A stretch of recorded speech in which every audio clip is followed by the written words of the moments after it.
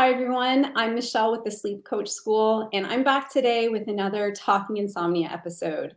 And today I'm really excited to be joined by Sonia. Hi, Sonia. How are you doing today? I'm doing really, really well. Thank you for having me. I'm super excited to be talking with you again. Awesome. Well, me too. I was so excited to have you today because Sonia is a student who went through our sleep immunity program, and she graduated a couple months ago. And so I was looking forward to getting in touch and sort of seeing how you're doing over these past couple of months. And I had the honor of working with you during that time. So I'm looking forward to this conversation today. Thanks for being here. Yeah, one thing I always thought about when I was going through, and I still am going through the recovery process, is like one day that's going to be me because I watched so many of these videos and I was like, I'm going to be that success story. It's going to happen. And it really just kind of like motivated me forward. And so, yeah, here I am and it feels really, really good. Happening now. Yeah. Which is really great. And I love to start these off by asking if you could share a little bit about your insomnia story. So, a little bit about how it started and really what it looked like for you. Yeah. So just like in Daniel's books, type A, overachiever, very health conscious, very anxious person in general. And, I didn't really think too much about it until this, like I started learning more and more about it, but I actually have had insomnia on and off for a lot of my life. When I first like actually it was in high school before my diploma exams. And I didn't sleep. Like I was sleeping like 2 or 3 nights. And, I wasn't really freaked out about it because way back in the day, insomnia wasn't really like this thing. Like it wasn't like this health thing that was really talked about. It was just kind of like, oh, I couldn't sleep. Must be because I'm stressed out because of my diplomas. Wrote my diplomas, did fairly okay. Actually did really well and didn't really think too much about it again. And it just went away. And then, fast forward to about 5 years ago. And in between this, like I've always been a light sleeper. My husband will go out like a light, he'll snore and I'll just be laying there like, oh, I hate you. That's the And yeah, it's pretty common, right? There's always that one partner that sleeps really well and the other partner that doesn't. So about 5 or 6 years ago, my husband and I, we had our own business and we were kind of selling it, and I was starting work at the bank. And so it was a pretty big life change because, this business, there's 2 of them that were in my family for years and years and years. And so I had insomnia then, and it lasted like a couple of weeks, and eventually I went to the doctor. He gave me Zopiclone, 3 nights of Zopiclone, and then it went away. Great. Awesome. So I knew I've had it before. I knew what to take to make it work. And so with these other situations, there was like a clear, you have diplomas. That's why you're not sleeping. You're nervous. You're switching your career. You're working for the first time at this whole new place. You're going to be nervous.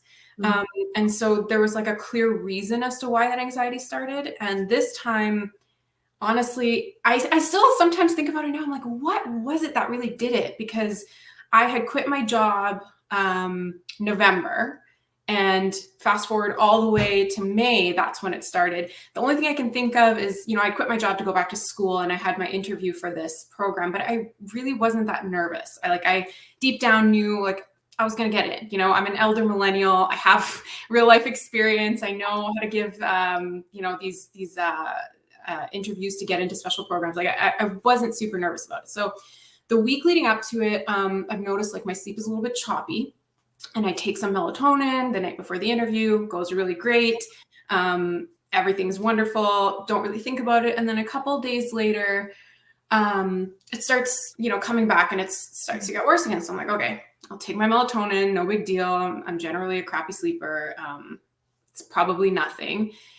And I should mention at this point, again, because I'm very health conscious, I had a spreadsheet where I was tracking my sleep hours. So, probably didn't help, probably contributed to it because, again, it was like very aware of like how much am I sleeping, how much am I not sleeping.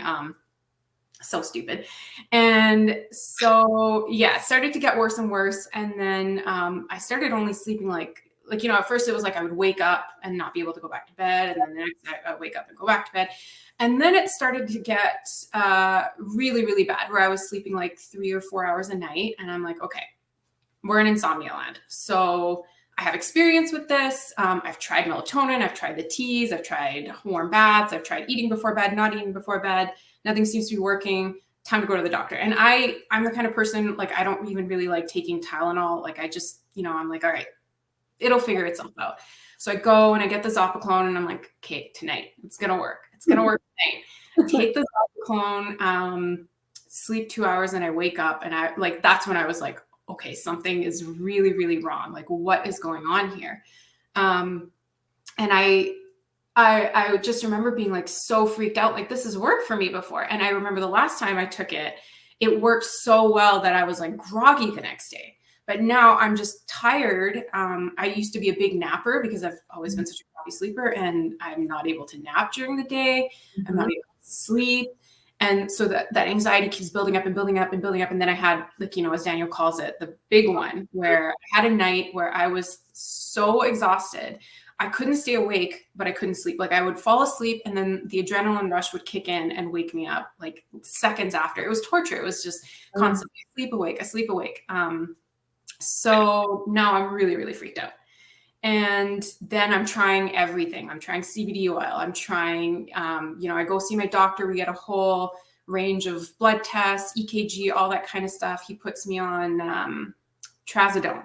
The trazodone makes me drowsy and I fall asleep, but then I wake up. Then I, start getting really, really anxious. Like, at this point, I'm having panic attacks during the day. I was probably crying more during the day than I wasn't crying. I was thinking about sleep. I was obsessing about sleep. I was calling my mom, like, what's going on? What am I doing wrong? Is it something that I'm eating? Is it something that I'm not eating? I'm taking tryptophan. Then my doctor puts me on Zoloft. Just keeps getting worse and worse. And at some point, my anxiety got so bad that I was dizzy. And when I say dizzy, it was like when you're really drunk and the room is spinning and like it feels like you're on a boat. And so then I'm really freaked out because I'm like, okay, like, I'm dying. Like, something is going on in my head that, like, this is not the natural order of things. So things start to get even worse. And then my husband and I decide, like, we need to go, because he's working all day. Like, whenever he can, he comes downstairs to help me out with the panic attacks, but he can't just drop his clients. So at this point, we're like, okay, you need to go stay with your parents, figure out what's going on. And the day before we go, I had a 35-minute panic attack, and it was awful. And he, like, I just remember looking in his eyes, and his big blue eyes are like, his pupils are so dilated, like, he's freaked out. So he calls the ambulance, and they take me to the ER. And, like, I know now, and I even knew then that, like, a panic attack can't kill you, but try telling that to somebody who's in the midst of a panic attack. Right. Like, you're sitting there like, something is wrong. Like, I had such intense derealization that I was just like, something is really, really not right. So we go to the ER and wait for a really long time. Understandably, I'm not dying.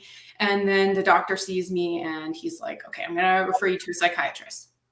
So we wait for the psychiatrist to come in, and he's very, very gentle, very kind. And he actually listens to everything that's been going on. But unfortunately, as I have now figured out, nobody really knows what insomnia is. Like, I found that in the medical realm, it's, I was told so many times, you're just depressed. And I'm like, how am I depressed? I am the happiest I've ever been. I left my toxic job. I'm going back for my dream program, which I've now been accepted to. And, like, I'm the happiest ever. Like, my husband has allowed me to do this thing. Like, not everybody gets that opportunity in the middle of a pandemic, no less.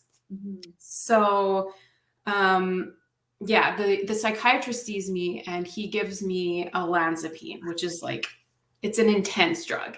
It is, I believe they use it for people with schizophrenia, just to really bring them down. And it gives me the 2-week kind of, and he says, this is for 2 weeks. After this, if it keeps up, like, we need to talk. So it gives me 2 weeks of relief, which was so, so needed. The anxiety goes down, the dizziness goes down.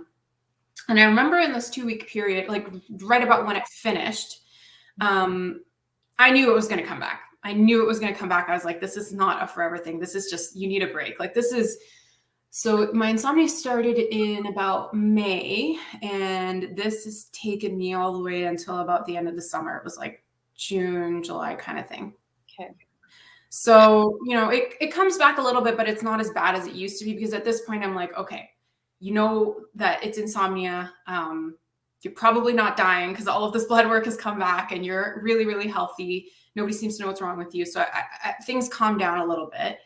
And I remember my husband and I and my girlfriend, we went on this camping trip. I only took the sleeping pill the night before we left because I knew the morning after we were going to be hiking. So I got a good sleep, and I purposely didn't bring any pills with me on this trip because I'm like, you know what, just you'll be out in the stars. Like, worst case, you can go sit outside and look at the night sky. And I slept like a baby those 2 nights. Mm. And this is before I'd heard of, Daniel, before I'd heard of Sasha Stevens, before I'd heard of any of this stuff. And I just like had such a good time during the day. Like, we were laughing, we were hiking, we were just enjoying ourselves. And I slept like a baby. And I remember, like, there's something significant here, but I don't quite know what it is. Mm-hmm. So then I go back and I stay with my parents. And in that time, I see a hypnotherapist, an acupuncturist, a chiropractor, another doctor, a naturopath. Like, I go throw the whole book at this thing. Like, I'm like, I'm a doer. I don't just sit there and let things happen to me. Like a good elder millennial would. Yes, exactly. I'm going to solve this thing. And of course, like, none of it works. I see a therapist, and, it was helpful. She was as helpful as she could be, knowing what she knew. And she kind of gave me some tools to like cope with it. And then I'm like, okay, well, I'm doing a lot better. It's time to come back home. I miss my husband. I can't just, 32 years old. I can't just stay with my parents forever, as enjoyable as it is. And so then I find this book on Amazon. And it's not Daniel's book. I wish it was Daniel's book. I find this book on Amazon on CBT-I, the sleep restriction. Mm. And the first 2 chapters are like, if you don't sleep, you're going to die. If your blood sugar is going to do this, there's going to be monkeys in your brain. Like, it's just like the scariest 2 chapters I've ever read. And I even remember thinking then, like, why are you putting this here? We know people who don't sleep know, like, we've heard it all. We've read it all, everything that the media puts out about sleep. And the whole time I just remember thinking, like, if this is true, why aren't parents everywhere just like, bursting into flames? Like, they don't sleep. Their first 2-3 years are terrible. So what is it about, like, do you magically have these things not happen to you when you're a parent, but when you're not a parent and you have insomnia, they do? Just seemed ridiculous to me. Anyways, we started the sleep restriction therapy. First night works really well. Second night, I can't fall asleep. And that's never happened to me before. My insomnia has always been maintenance. I've never had any trouble, like, actually falling asleep. And I cannot fall asleep. Like, I'm like really freaked out. My heart's going, da, da, da.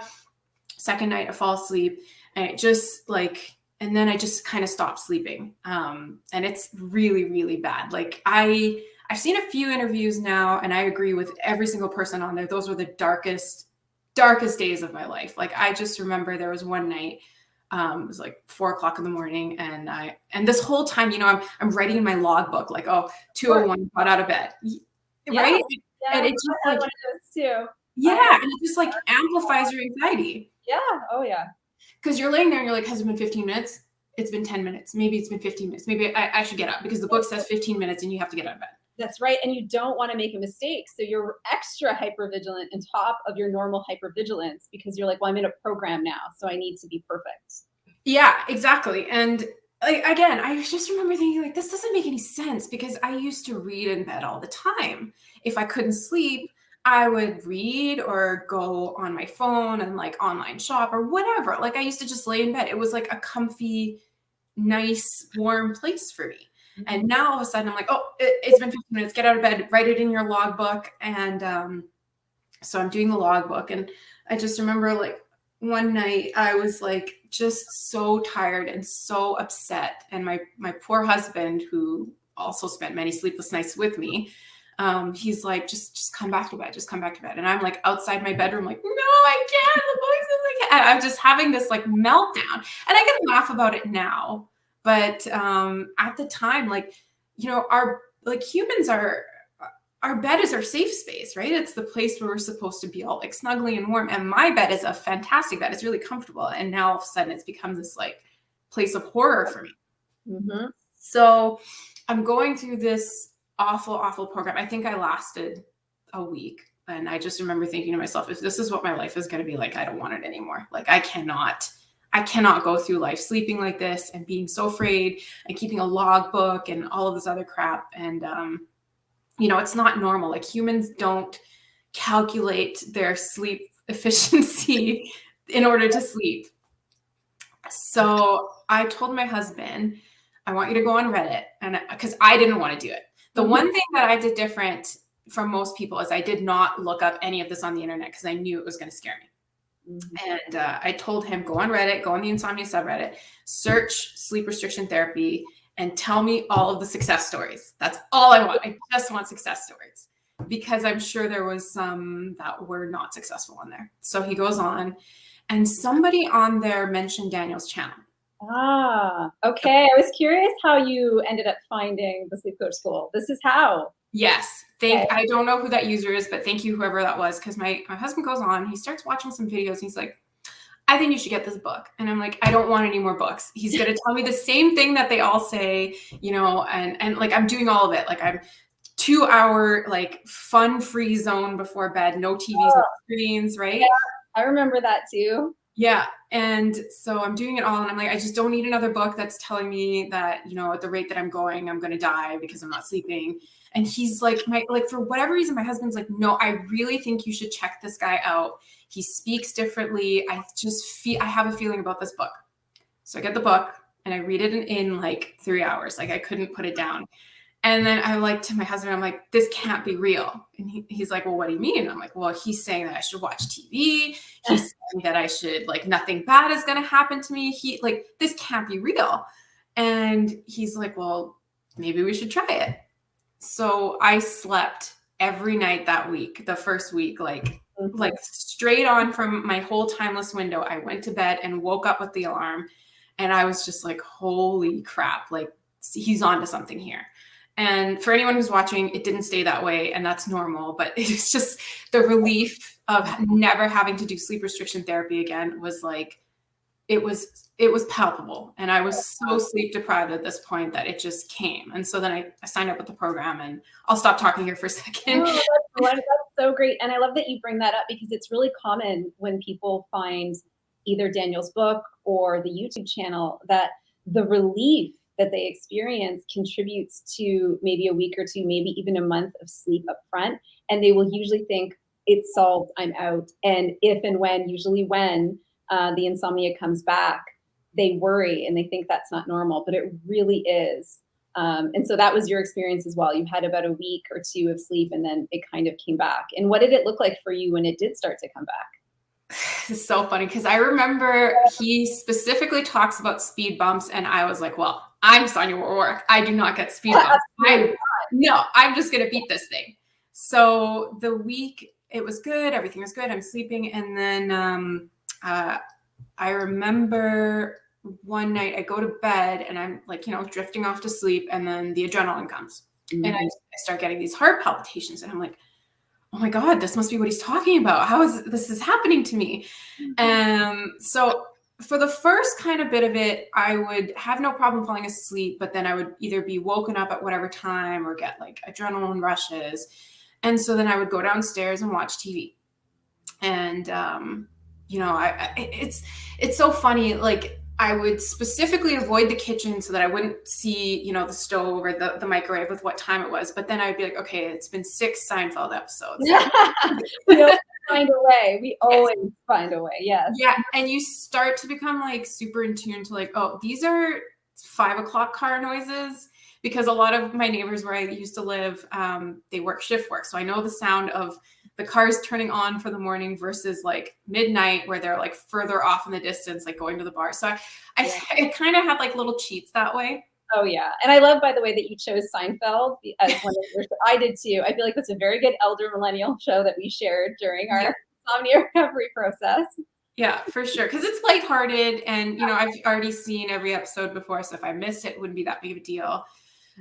So then I would go downstairs and I would start watching TV, and then I binge watch the Sleep Coach channel. I think I've seen every interview, every video, and I think there's a certain point, like I'm sure people have asked, like, is that a normal thing to do? And I feel like at first it probably is, because it's giving you education, and it's normal to want to comfort yourself. Like, don't feel like you have to be the perfect student and be, super resilient. Like that's how I felt. Like I was like, oh no, I watched an interview. It means that I'm feeling afraid, and it means I'm giving in. You play all these mental games with yourself, and it's like, you know what, just do it. Whatever you need in that moment, it's what you need to do. Exactly. Especially if it feels good to do so. Like you mentioned, you're learning a lot at the beginning, and a lot of these concepts, I know for myself, they provided so much comfort up front that there was no downside to binging them. So I went for it too, and I had a really good experience with my initial binge. Yeah. Yeah. It's just, when you start to make it a crutch, and when that is. You absolutely know when that is. And for me, it gave me so much hope, right? And it was really good to see other people talk about, yeah, I had that too. And it takes time, right? And it takes time for it to be baked in. So yeah, I would watch a lot of those, and just try, and I would really just try and have the best days that I possibly could. And I noticed that they would start to get better and better and better, right? Like it's obviously not an overnight fix, but you kind of stop and reflect. So I would do the brain dumps that he talks about. Yeah. And after about, 4 or 5 weeks of those, I went back and looked at my first entry, and I'm like, oh, that poor girl. Like, she's not having a very good time. And now I don't really need to do them anymore, but I remember the last few of them that I looked at, and there's like signs of hope, and like there's notes of happiness and things turning around. So it takes time. It really does, but it does just happen. And I remember watching the videos and people talking about, like, now I just don't think about it. I just don't care. And I would be sitting there like, how? How? Like, it would drive me mad. Like, how do I get that? And now that I'm on the other side, it's like, it just happens. Yeah. And I want to dive into that, because you mentioned it takes a while for it to be kind of like baked in, and to go from that initial moment of clarity that we can have when we start to understand the concepts, when it resonates with us, we start to understand things intellectually about the teachings that we're learning. And then at some point, we start to incorporate that internally more, and we start to feel it more as opposed to just think it. And everybody has a little bit of a different experience with what that felt like and looked like for them. So I'm curious, like, what was that process like for you? What was that baking in process like for you? Well, for one thing, I found it to be pretty gradual. And at first it was just blind faith. Like, I was like, okay, there's all of these people saying that it works, so I just have to tell myself that it works. And you just tell yourself it's going to work. It's going to work. It's going to work. And, I found, I think it was Daniel who said that sometimes, the teacher presents themselves to you when you're ready. Mm-hmm. And so around that time, I started reading Eckhart Tolle, Mm-hmm. The Power of Now. And man, like that was like a light bulb moment for me. Like, I read the Power of Now, and I was like I felt like I was on another level, like I'd go for these walks in the morning, and I would just like stop and like look at the trees. And this was around, so it would have been around November. So like the trees were just kind of like changing color, and I would just like look at the color of these trees and be like, what is so wrong? Like, I would ask myself, what is so wrong with your life right now? Like right now. You didn't sleep last night, but like, look at this beautiful, like, I know it sounds kind of silly right now, but like, look at the beauty that you're surrounded by, right? Like the trees are going to change color regardless of if you sleep or not. And so I would stand there like all deep and wise and like sniffing the air and like looking at this tree, and I'd come home and be like, Ed, like, the trees are so beautiful. And my husband's like, okay. I love that. That's it's such a powerful lesson though. And I love that you stumbled on that book at that time, and we're open to it, because so much of this, and with anxiety in general, is we don't have that ability to drop into the present moment with ourselves, where oftentimes in the present moment we actually are okay, even if we're not feeling ideal, if that makes sense. Yeah, like you get so caught up in this story that's, Mhm. constantly playing in the background. And so right about this time I got really into meditation as well. And I didn't use it as like a way to sleep. I just used it as a way to like recognize what's going on in my head. And it really helped me separate like that, along with the book, helped me to realize like you're not your thoughts. You are experiencing your thoughts, and thoughts are a story. Like they are not necessarily true, right? Thoughts and feelings they might be true, but it's very likely, especially right now or at Mm. that time, that they're just a reflection of the fear that you're feeling. And if you can just like quiet that for even like a second, even for a second, and just recognize that the trees are beautiful and that there's ducks, in this pond, and like really just like stop and take this all in, then you can kind of like hone in on this silence for a moment. And maybe those thoughts start back up again, a moment later, and that's fine. That's normal. Like I told a lot of my friends, like, you have really big into meditating right now. And the response that I would always get, which I find parallels with insomnia and anxiety, is, oh, but I'm so bad at it because I can't turn my brain off. And what I would say to them is, if you're good at it, then you don't need it. Nobody's good at it, right? Like I don't think anybody can just turn their brain off for 20 minutes. We all have thoughts. It's the practice.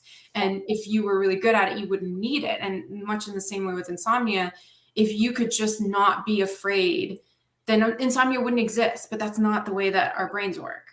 Exactly. It's all about changing our relationship with the thoughts that are coming up. And just like how you had just said, starting to realize that those thoughts are just stories, and they're not who you are, and they're not the truth, and we don't need to buy into them. And that's a huge concept that often, even when people learn about that concept, they find it really difficult to start applying. So I'm curious, when you start to go down that route, how did you start to apply that concept? Did it make sense and resonate with you right away, or did you have to practice in the form of meditation to sort of repeatedly experience that reality when it came to your thoughts?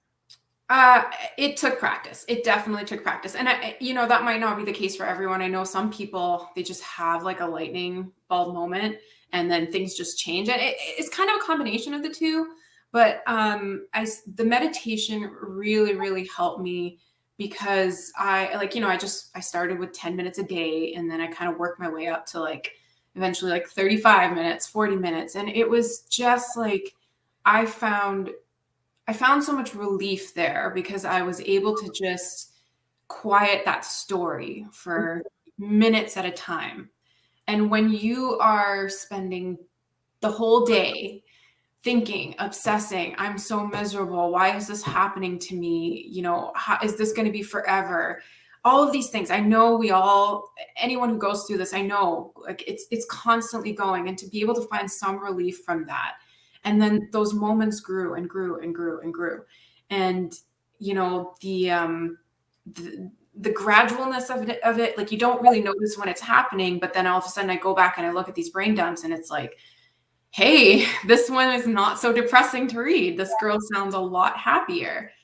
And then I started kind of getting back into things that I enjoyed. Like, I'm really into fitness and exercise. And by the way, for anyone who's listening, I maybe like for like a week or 2 weeks, I stopped working out. You absolutely can do it while you're not sleeping. You can do all the things that you thought, like, I'm never going to be able to do that without sleeping. So I kept doing all that kind of stuff. I got back into cooking, which I love doing.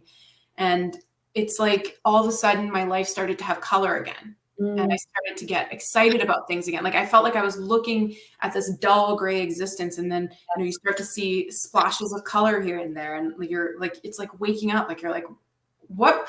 I did this to myself. And I mean that with absolute kindness. Like I know somebody who's going through the worst of it right now is looking at this, like, it's almost like I'm saying like, oh, just stop being sad. Like you can't just stop being sad, but you can just, it slowly comes, it comes. Right. And when you realize that like you perpetuated it yourself by giving it so much attention and so much suffering that, it is possible to step away from that. So I started to have more and more glimpses of that. And those glimpses would grow. And, I would put my attention towards things that I enjoyed. Like we moved throughout this whole process. And that was, I know that that's an expensive insomnia treatment strategy, but it was really helpful because I would spend all day packing, and then, we moved and then unpacking. And it was just whatever you could do to take your attention off of things is so, so helpful,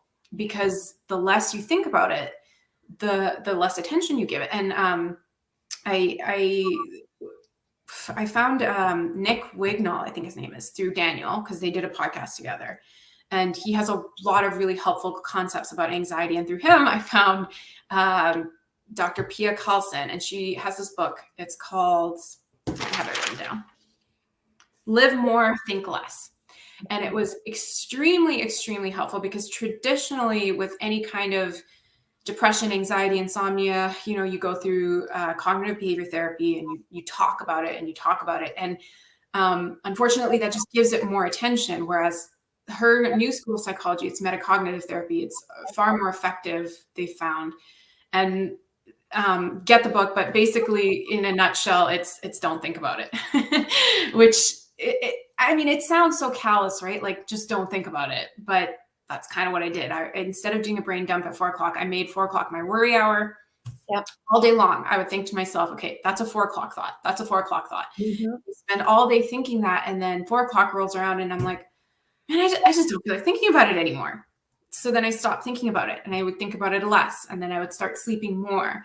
And, there were still a lot of speed bumps along the way, and there still are. There absolutely still are. And now I just, like, this is the most I've thought about it in weeks. I really, it's just like, the way I look at it now is I'm living with a condition, and the condition flares up sometimes. And, it goes away sometimes, and the less attention I give it, the less it flares up. And I just know it's around the corner, kind of thing. And even listening to myself talk about it right now, I could have never imagined that I would be so, like this about it. Almost casual and informally just discussing it. Yeah. I would see people on the channel speaking about it much the same way that I am now. And I would just be like, I would almost be angry, like, what, how do you have that? Like, how do I get that? What do I have to do to get there? And the answer to that is just keep doing it. Just keep the timeless window. Just keep enjoying yourself. Just keep thinking about it as little as you can. And it just, eventually it comes. Right. Because part of that thinking process, part of it is habitual, right? Because we're so in the habit of thinking about our insomnia and all of the fear-based thoughts and all of it. And we just get stuck in our own patterns. So sometimes this idea of, maybe you don't need to analyze the thoughts too much, because a lot of that is just noise. So we can, notice and let them go. And like what you're saying, even intentionally, let's try to think about something else. Let's try to go in this direction and start to create some new habits, some new patterns of thinking completely over here. And I imagine that's a process too. It doesn't happen overnight, but, and you, like you were saying, moving sounded like, even though it typically is a very stressful thing, it may have been really helpful because it was such a big thing to have to focus on during this time for you. Yeah, absolutely. It was like, it took up all of my time. And I did that while I was in school as well. So okay. I'm worried about class. I'm worried about all of this other stuff. Like it just completely took my attention off of things. And, it was so good though, because I had all of these fears of, now that I have insomnia, I'm going to lose all my strength in the gym. Now that I have insomnia, I'm going to fail at all of my classes. I just quit my lucrative career to go back to school so that I can flunk out with insomnia. And then, the house is going to be a mess and da-da-da. And none of that happened. I got stronger. I finished last semester with a 3.9. I unpacked my house. Like, you have to prove to yourself all of these things that you're afraid of. They're so unrealistic, and it's so empowering when you do that, because one of the things that I've learned about anxiety through all of this, through all the podcasts and all of the books and everything else, is that you really have to be your own superhero. And it's so scary at first. Yes. But every time you go to somebody else and say, like, you know, I'm feeling this, or you do a breathing exercise, or you do whatever it is to make that immediate discomfort go away. So Dr. Kelson from the book, she describes it as peeing your pants to stay warm. It's going to work for about 5 minutes. And then eventually you're going to be colder. And so then what? Are you going to pee your pants again and make more, you know what I mean? And so at first I thought it was really scary, but then I started to switch my thinking to like how empowering that all I need is me. I don't need anybody else. And it might seem lonely at first, but like once you realize that, you know, that strength is there all along, because if it wasn't, how would you get to this point? You know, we know how hard it is. Like it is the worst thing in the world. And I wouldn't wish it on anybody. But at the same time, please don't hate me for saying this, anybody who's watching, it's the best thing in the world, because it's a lesson. It is. And, you know, there's that saying about how life is what happens when you're busy making plans. Like I did not plan for this to happen in my meticulous type A plan for what was going to happen this year. But it made me so much more compassionate. It made me so much kinder to myself and to everybody else. It made me, anytime somebody did something that bothered me, like, you know, if I had a group project and somebody was dropping the ball, I would think to myself, like, what if they're going through what I went through? Or worse? Because realistically, at the end of the day, insomnia is, you're going to be okay. You will. Yeah. It's all in your head. And so, you know, it gave me that. It gave me so much patience. It taught me so much patience. It brought my relationship with my husband, like, it's the strongest it's ever been, because, you know, we had to, like, it was hard on him too, right? It's not easy to watch somebody you love go through a 35-minute panic attack. So he kind of had to be there through all of this as well. And it is a blessing in disguise. It really, really is. It really teaches you to kind of let go of this rigid control that you have over so many things in your life. And it's humbling. It really is. But so it's the worst thing in the world. It's the best thing in the world, for sure. And so many people will say that. And that can be hard to hear if you're in the middle of it, thinking, well, how in the world could there be any positivity or learning that can come out of this? But almost everybody that I've spoken to who's gone through it and is on the other end will have a very similar story and experience around, you know, how it opened their eyes to certain things and how they learned more about themselves and became, in many cases, more empathetic towards other people. And so there are a lot of almost like hidden gifts in this experience. And I really do think it does take getting to a certain point to start to see them, and that's okay.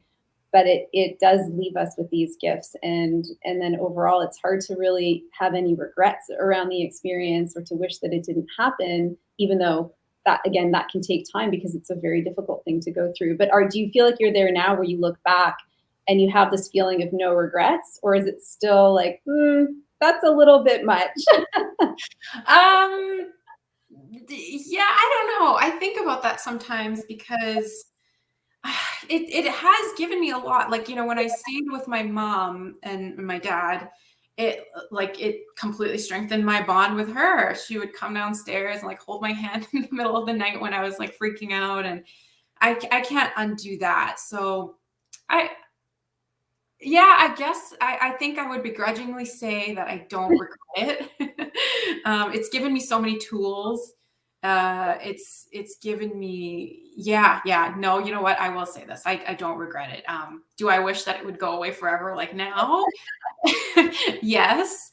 But that being said, that's life, right? Like sometimes I would think to myself, like, thank God it's insomnia and not something else far worse. Thank God I didn't lose a loved one or whatever. Like, at least this is something that if I could just get out of my own way, it would go away. And, you know, it's again, like, I hate to even say it because to somebody who's in the throes of it, they're going to be watching this like, shut up.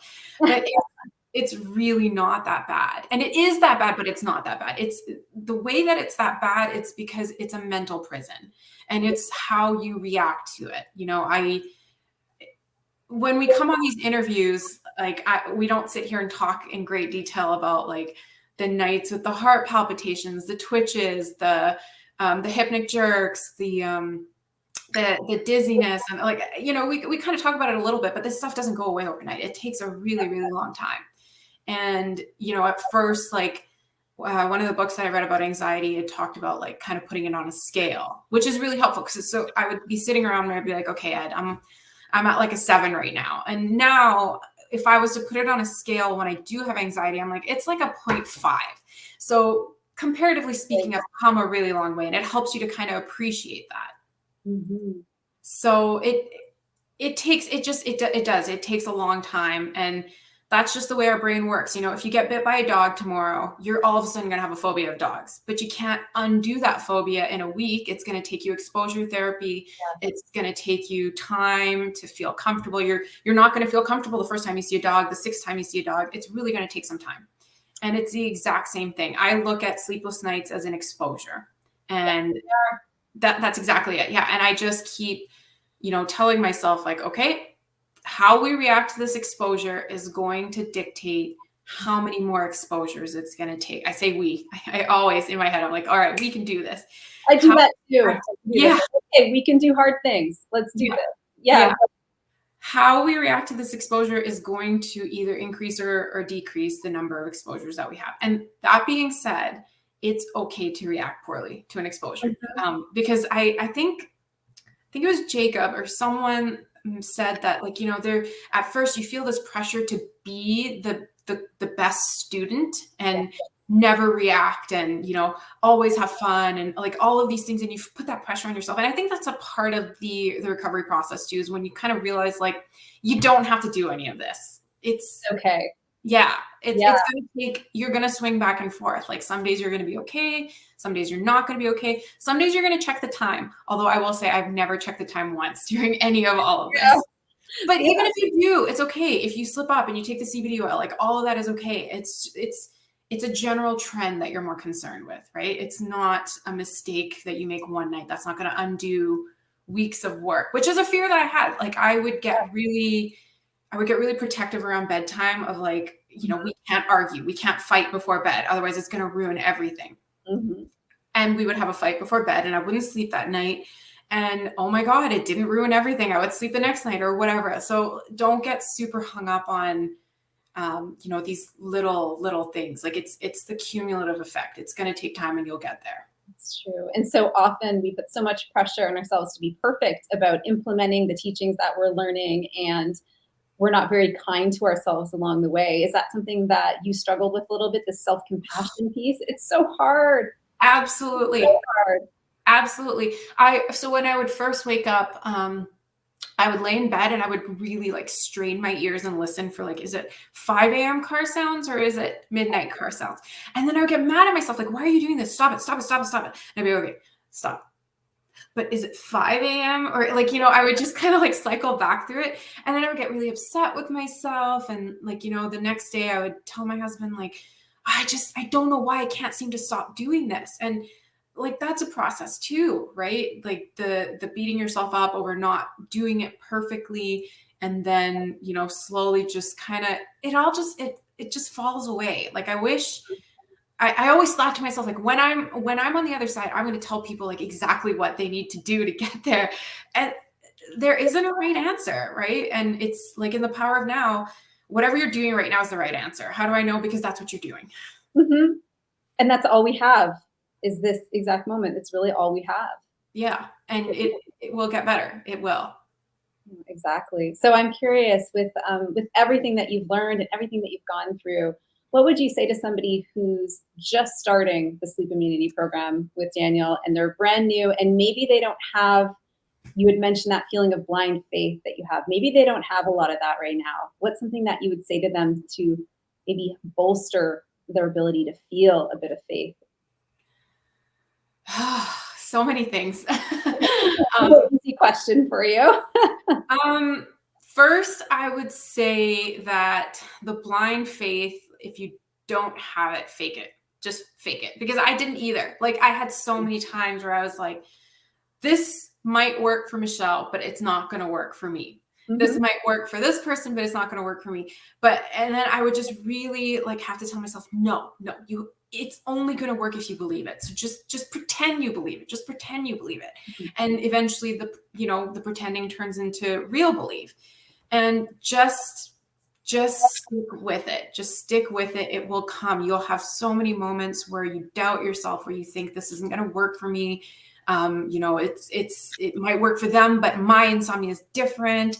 I have it this way. It just, trust me, it will. It absolutely will. You just have to have belief, and eventually it will tip to you'll start to believe more and more, right? And again, like that doesn't come overnight. Like it doesn't just all of a sudden go from like, I don't believe to I believe. Like you'll have moments where you're like, but is it though?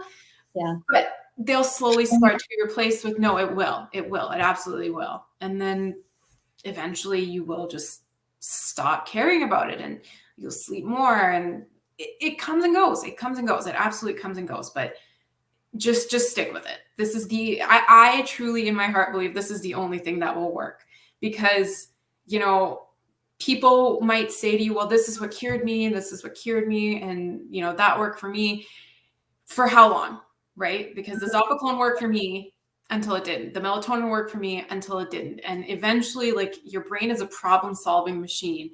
And if you keep giving it problems to solve, it's going to keep thinking that there are problems. So just, it comes. It slowly but surely it'll come. I don't know if that's a succinct answer. I kind of went on a ramble there. No, that's a great answer for so many reasons. The kind of fake it till you make it in terms of belief is helpful, because having some belief at some level that recovery is possible is so helpful to have at the beginning. It can really help motivate us and allow us to see what's possible.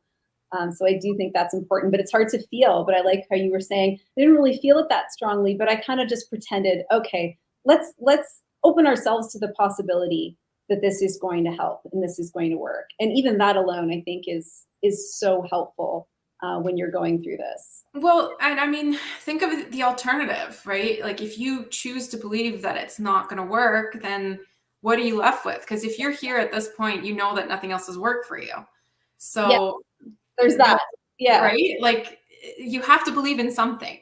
And the way that I started to look at it was, okay, if I'm not going to sleep, I'll be damned if I'm going to be miserable, because I'm tired of that now, right? You spend months, weeks, for some people years, being so upset about it and just living in this state of just absolute wretched despair. Who wants that? Nobody, right? So I'm saying this from a place of love. I'm not just saying, pick yourself up by your bootstraps or anything ridiculous like that, but you have to start making that shift here before you can feel it here, right? There's knowing and then there's knowing. So just keep doing it. It'll come. It will come. I promise you.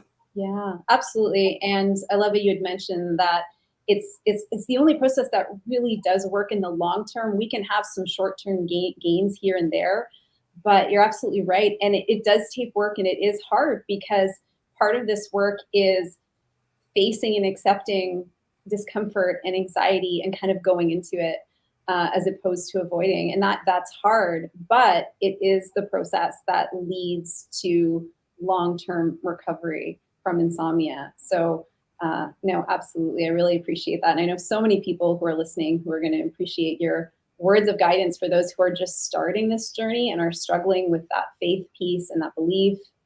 And the other thing I want to ask, that I love asking people, is if you could go back to yourself when you were at the absolute worst part of your own insomnia, what would you say to that person?